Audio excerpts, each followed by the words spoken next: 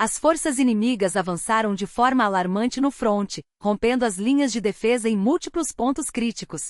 O cenário é preocupante. 6 direções estratégicas estão sob ameaça, e uma das áreas mais vulneráveis enfrenta uma pressão sem precedentes. Enquanto isso, um terremoto político sacode o poder estabelecido. Negociações oficiais sinalizam que o governo atual pode estar à beira de uma renúncia coletiva, abrindo caminho para uma mudança radical no rumo do país. Mas as surpresas não param por aí.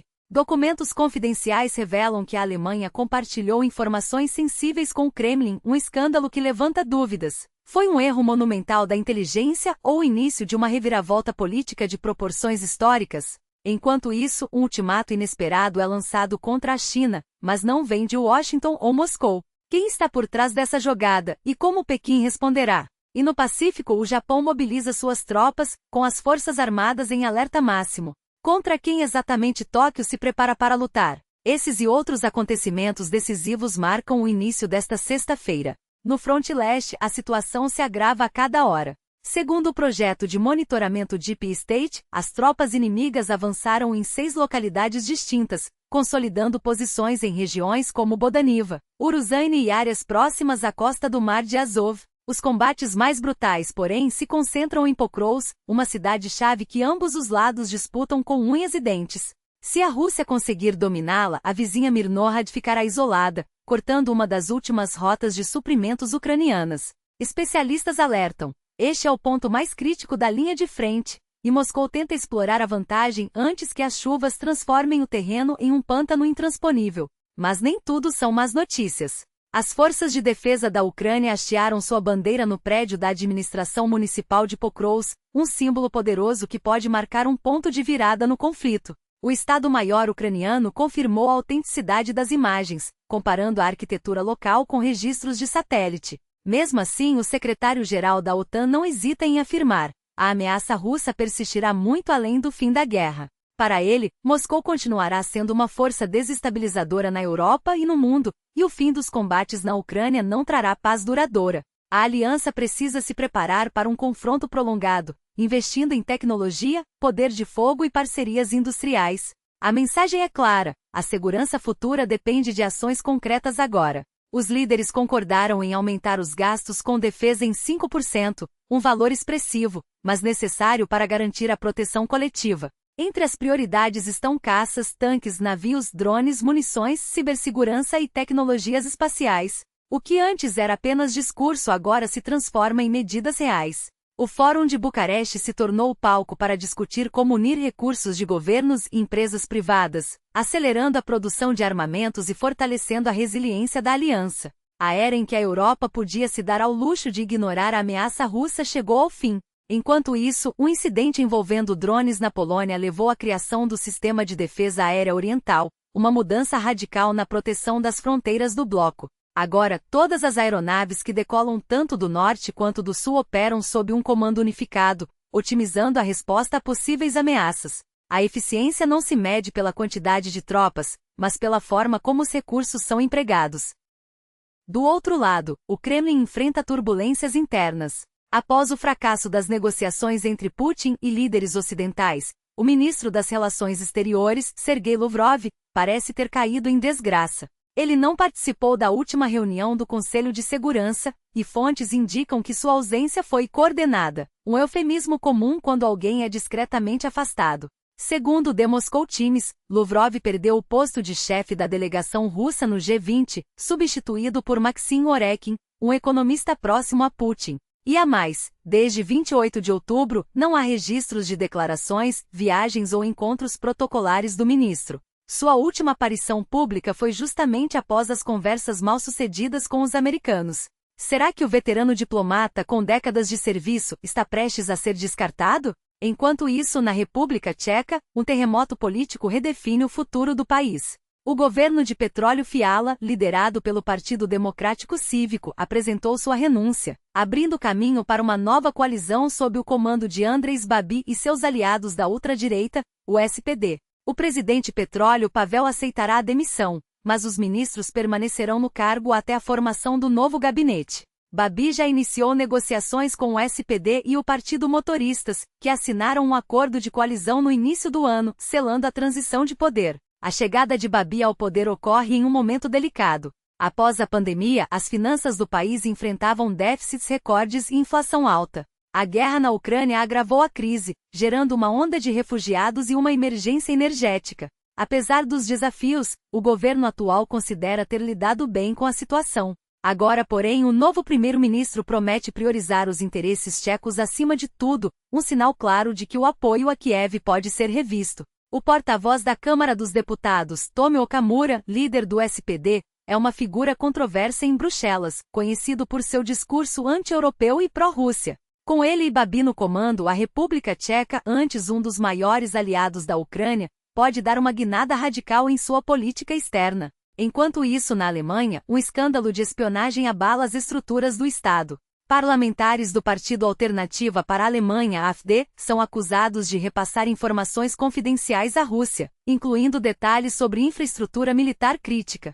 Segundo a revista Der Spiegel, os deputados enviaram dezenas de pedidos ao governo sobre logística militar, sistemas antidrones, cibersegurança e vulnerabilidades de data centers. As autoridades suspeitam que os dados tenham sido repassados à inteligência russa. O caso, considerado o mais grave dos últimos anos, coloca em xeque a segurança nacional e reacende o debate sobre a influência de Moscou nos círculos políticos europeus. A AfD demonstra um interesse alarmante por sistemas de TI e equipamentos policiais, especialmente aqueles voltados para a detecção e neutralização de drones. Os parlamentares do partido também solicitaram informações detalhadas sobre recursos de proteção civil em hospitais e as operações das Forças Armadas alemãs. Não há como ignorar a impressão de que a AfD está simplesmente cumprindo uma lista de perguntas fornecida diretamente pelo Kremlin. As suspeitas são compartilhadas por figuras de alto escalão do Ministério da Defesa, que acreditam que os pedidos da AfD são coordenados e visam identificar vulnerabilidades críticas nas defesas da Alemanha. O foco recai, não por acaso, em áreas sensíveis como sistemas antidrones, cibersegurança e a resiliência energética dos data centers do Ministério do Interior, exatamente os pontos onde qualquer vazamento poderia abrir portas para ciberataques russos. As perguntas da AfD vão muito além do escrutínio parlamentar legítimo e se alinham, de forma preocupante, aos interesses de serviços de inteligência estrangeiros, em especial os russos. A comissão parlamentar já não esconde suas conclusões. Há ligações evidentes entre a AfD e a embaixada russa, além de indícios de contatos com autoridades chinesas. Jens Spahn, líder da bancada da CDU-CSU, não mediu palavras ao classificar o caso como a mais grave acusação que se pode fazer a um parlamentar, e exigiu explicações imediatas de Alice Weidel, co-presidente da AfD. Se não houver respostas convincentes, alertou, estaremos diante de um caso de cumplicidade em traição à pátria. A crise se agravou poucos dias após a revelação de que 2 deputados da AfD, Petróleo Bastron e Rainer Hoffus, planejavam uma viagem à Rússia em meados de novembro, sob o pretexto de um intercâmbio parlamentar. Berlim não engole a desculpa. Afinal, em tempos de guerra não há espaço para ingenuidade. Viagens assim raramente são inocentes. E você, o que acha? Será que o objetivo real é outro? Compartilhe sua opinião nos comentários. Enquanto isso, a pressão sobre a China não dá trégua. O ministro das Relações Exteriores da Alemanha, em visita a Pequim, foi direto ao ponto. Exigiu que o país pare de alimentar a máquina de guerra russa. A China, que se apresenta como mediadora global, não pode permanecer neutra quando suas ações jogam gasolina no fogo, declarou sem rodeios. A resposta chinesa, porém, foi evasiva. O chanceler Wang Yi, em tom protocolar, classificou a situação como um efeito colateral da crise ucraniana. Mas não se enganem, não se trata de um efeito colateral, e sim de um teste calculado e bem orquestrado contra a unidade ocidental. A visita do ministro alemão à Estônia, primeiro destino de um chefe da diplomacia do país em uma década, reforçou a gravidade do momento. Tallinn, que viveu sob a sombra da anexação soviética durante a Segunda Guerra Mundial e só recuperou sua independência em 1991, não vê a Rússia como uma ameaça abstrata. Para os estonianos, Moscou representa o perigo concreto que quase os apagou do mapa. Agora, exigem que a China pare de apoiar aquele que consideram seu algoz histórico, uma demanda que ecoa em toda a região báltica. Do outro lado do mundo, o Japão enfrenta uma ameaça de natureza diferente, mas igualmente urgente. As Forças Armadas foram mobilizadas para conter uma onda de ataques de ursos, que já deixou 12 mortos e mais de 100 feridos. A operação, iniciada na cidade de Kazuno, na província de Akita, revelou uma realidade assustadora: há mais de 8.000 ursos na região, 6 vezes mais do que no ano passado. O motivo? A escassez de alimentos nas montanhas, como bolotas e nozes, forçou os animais a descerem em busca de comida, invadindo áreas urbanas. As autoridades já flexibilizaram as regras para o uso de armas de fogo, permitindo que caçadores atuem com mais liberdade em áreas povoadas, e planejam recrutar atiradores adicionais. No ano passado foram registrados mais de 200 ataques, e tudo indica que 2024 baterá esse recorde. Medidas anteriores, como o uso de robôs com luzes estroboscópicas para afugentar os animais, se mostraram insuficientes. Agora, a solução parece exigir medidas drásticas.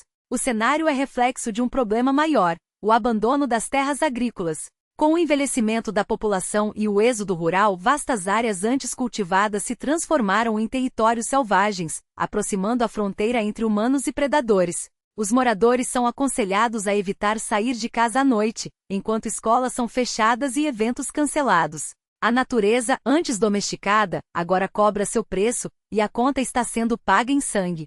Agradeço por acompanharem até aqui. Seu engajamento faz a diferença. Compartilhem, comentem, debatam. Quanto mais formos, mais alto será nosso grito. Até a próxima com notícias que importam.